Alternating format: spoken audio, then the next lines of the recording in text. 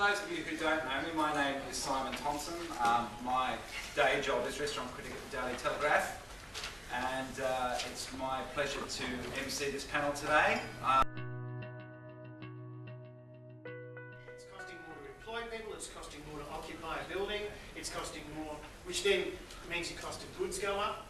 Everything's going up in your expenses and how you run the place. But the revenues are staying the same. And rather than trying to change what people are expecting, we deliver what they're expecting.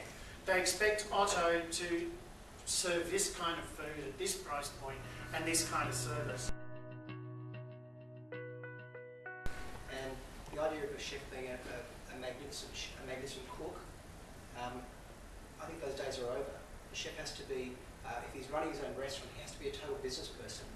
And I look around the room, different guys I see in here, that are business people that are doing well because they're looking at as a business rather than an establishment that serves. Guys like Colin who are doing well at their restaurant are utilising the whole pig, and I don't think that he's exempt from that either. They're using parts of the lamb or whatever, or the beef cheek that are affordable cuts, and they're thinking harder about preparing food that can return a great price at the same price as serving fillet steak, which fillet steak is kind of a thing of the past now.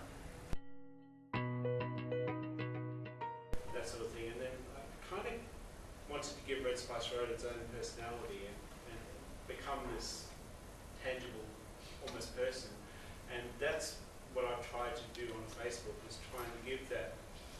Yes, it's me behind the computer doing it, but giving Red Spice Road its own sort of personality, instead of trying to drive business. What you're really trying to do is engage with that person and say that this is what we're about. We want to give you something. The thing is that you've got to start somewhere and get some sort of engagement, or else you're really going to lose if you don't do that. It's the next generation. That's what it is.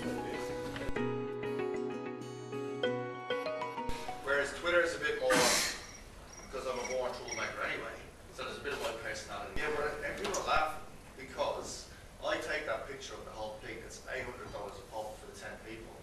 Within 10 minutes of that picture going on Twitter, I've sold 3 more. So I've made $2,400. But what I do now is my head chefs in the Paddington Arms and the sous chefs and in the forehand and 414, I make them do Twitter. Yeah. They don't want to do it. He's banging on again. I'm like, no, you get on there. And then I've been doing the special, the roast night in the Arms on a Wednesday now. He does curry night. And it's full. It's already booked. We're hoping to resolve one issue in particular, and that is a bit more about midweek dining, and we're trying to change people's habits. But essentially, Restaurant.com is an off-peak yield management system, and it's designed to generate customers to a restaurant at the day and time of a restaurant's choosing. And essentially, our site drives a socially flexible, socially active, dining-orientated consumer to the restaurants by offering them an incentive, and that incentive is 30% off the total of the bill, but it's only on the days and times of when the restaurants are choosing. We are probably one of the only few industries that doesn't yield manage. It's industry, I mean, I can't personally think of an industry that doesn't rely on yield management in some capacity. You think if you play golf on the weekend, it costs you more. You know, banks, even financial institutions rely on their interest rates, their fluctuation of the interest rates, and their demand of money and how much money they can give to people is all based on demand. And you know, we've got some restaurants that are using it in different ways. Some are using it to fill lunchtime. Some restaurants are using it to fill some of their quieter nights earlier in the week for dinners. But we've got some people using it on a weekend and starting to take bookings at 6 o'clock.